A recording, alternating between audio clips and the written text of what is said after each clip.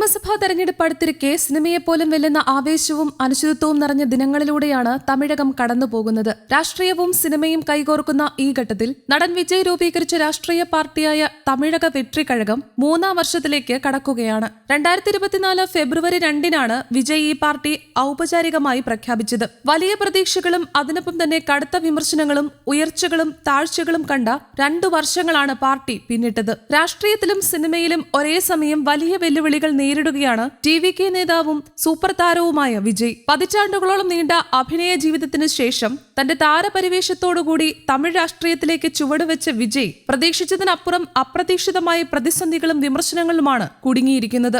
ആരാധക പിന്തുണ രാഷ്ട്രീയ മൂലധനമായി മാറ്റുക എന്നത് എളുപ്പമല്ലെന്ന യാഥാർത്ഥ്യമാണ് ഈ കാലയളവിൽ അദ്ദേഹത്തിന് നേരിടേണ്ടി വന്നത്. നിയമസഭാ തെരഞ്ഞെടുപ്പിന് ഇനി കേവലം 3 മാസങ്ങൾ മാത്രമാണ് ശേഷിക്കുന്നത്. ഈ സാഹചര്യത്തിൽ ജനമനസ്സുകളിൽ ടി.വി.കെ എത്രത്തോളം സ്വാധീനം ചെലുത്തിയിട്ടുണ്ടെന്നത് അധികം വൈകാതെ തന്നെ വ്യക്തമാകും. പാർട്ടിയുടെ 3-ാം വാർഷികത്തോടനുബന്ധിച്ച് ചെന്നൈ പനയൂരിലെ പാർട്ടി ആസ്ഥാനത്ത് വിജയ് നടത്തുന്ന പ്രസംഗത്തിലേക്കാണ് തമിഴ്നാട് രാഷ്ട്രീയ ലോകം ഉറ്റുനോക്കുന്നത്. സിനിമയിൽ നിന്ന് പൂർണ്ണമായി വിരമിച്ച് സജീവ രാഷ്ട്രീയത്തിലേക്ക് കടക്കുമെന്ന് നേരത്തെ സൂചന നൽകിയ വിജയ് ഈ പ്രസംഗത്തിലൂടെ നിർണായകമായ രാഷ്ട്രീയ പ്രഖ്യാപനങ്ങൾ നടത്തുമെന്നാണ് പാർട്ടി അണികളും അനുയായികളും പ്രതീക്ഷിക്കുന്നത്. ഇതിനിടെ വിജയ് തന്റെ അവസാന ചിത്രമെന്ന് പ്രഖ്യാപിച്ച ജനനായകൻ വലിയ പ്രതിസന്ധികളിലൂടെയാണ് കടന്നുപോകുന്നത്. ജനുവരിയിൽ റിലീസ് ചെയ്യേണ്ടിയിരുന്ന ചിത്രം സെൻസർ ബോർഡിന്റെ നടപടികളിൽ കുടുങ്ങുകയും തുടർന്ന് വിഷയം കോടതിയിലെത്തുകയും ചെയ്തു. ഇതോടെ ചിത്രത്തിന്റെ റിലീസ് തീയതി ഇപ്പോഴും അനിശ്ചിതത്വത്തിലായിരിക്കുകയാണ്. വിജയ് അഭിനയിച്ച അവസാന ചിത്രം എന്ന നിലയിൽ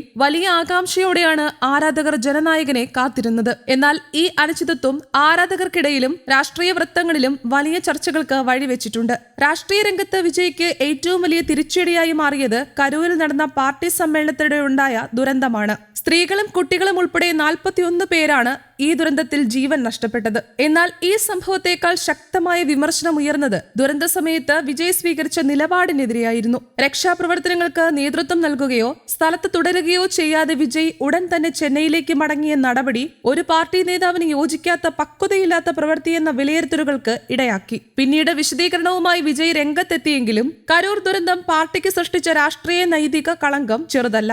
ഈ സംഭവത്തെ തുടർന്ന് ടി.വി.കെയുടെ മുന്നോട്ടുള്ള പ്രവർത്തനങ്ങളും പര്യടനങ്ങളും വരെ താൽക്കാലികമായി സ്തംഭിച്ചു. ഈ പശ്ചാത്തലത്തിൽ കരൂർ സംഭവവുമായി ബന്ധപ്പെട്ട് CBI അന്വേഷണം നേരിടുന്ന വിജയ് മുടങ്ങിപ്പോയ തന്റെ ജനസമ്പർക്ക പര്യടനങ്ങൾ പുനരാരംഭിക്കുന്നതിനെക്കുറിച്ചുള്ള പ്രഖ്യാപനം നടത്തുമെന്നാണ് സൂചന. വീണ്ടും ശക്തമായി ജനങ്ങൾക്കിടയിലേക്ക് ഇറങ്ങി പാർട്ടിയെ സജീവമാക്കുക എന്നതാണ് വിജയ് ഇപ്പോൾ മുന്നോട്ട് വെക്കുന്ന രാഷ്ട്രീയ തന്ത്രം. തെരഞ്ഞെടുപ്പ് കമ്മീഷൻ ടി.വി.കെക്ക് വിസിൽ എന്ന ചിഹ്നമാണ് അനുവദിച്ചിരിക്കുന്നത്. വരുന്ന നിയമസഭാ തെരഞ്ഞെടുപ്പിൽ സഖ്യങ്ങളില്ലാതെ ഒറ്റയ്ക്ക് മത്സരിക്കാനാണ് നിലവിൽ പാർട്ടി നേതൃത്വം തീരുമാനിച്ചിരിക്കുന്നത്. വിജയിയെ മുന്നണിയിൽ കൂട്ടിക്കൊണ്ട് തെരഞ്ഞെടുപ്പിനെ നേരിടാനുള്ള ബി.ജെ.പിയുടെ ശ്രമങ്ങൾ ആദ്യഘട്ടത്തിൽ തന്നെ പരാജയപ്പെട്ടിരുന്നു. ഭരിക്കുന്ന DMK രാഷ്ട്രീയ ശത്രുവാണെന്നും ബി.ജെ.പി പ്രത്യയശാസ്ത്ര ശത്രുവാണെന്നും വിജയ് നേരത്തെ തന്നെ തുറന്നു പറഞ്ഞിരുന്നു. അതുകൊണ്ട് തന്നെ ബി.ജെ.പിയുമായി സഖ്യമുണ്ടാകില്ലെന്ന നിലപാട് അദ്ദേഹം ആവർത്തിച്ചു വ്യക്തമാക്കുകയാണ്. അതേസമയം വരുന്ന നിയമസഭാ തെരഞ്ഞെടുപ്പിൽ വിജയ് ചെന്നൈയിലെ ഏതെങ്കിലും ഒരു മണ്ഡലത്തിൽ നിന്ന് നേരിട്ട് മത്സരിക്കുമെന്ന സൂചനകളും രാഷ്ട്രീയ വൃത്തങ്ങളിൽ ശക്തമാകുന്നുണ്ട്.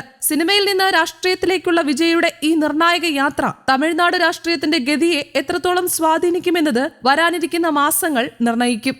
News desk Kerala Kaumudi.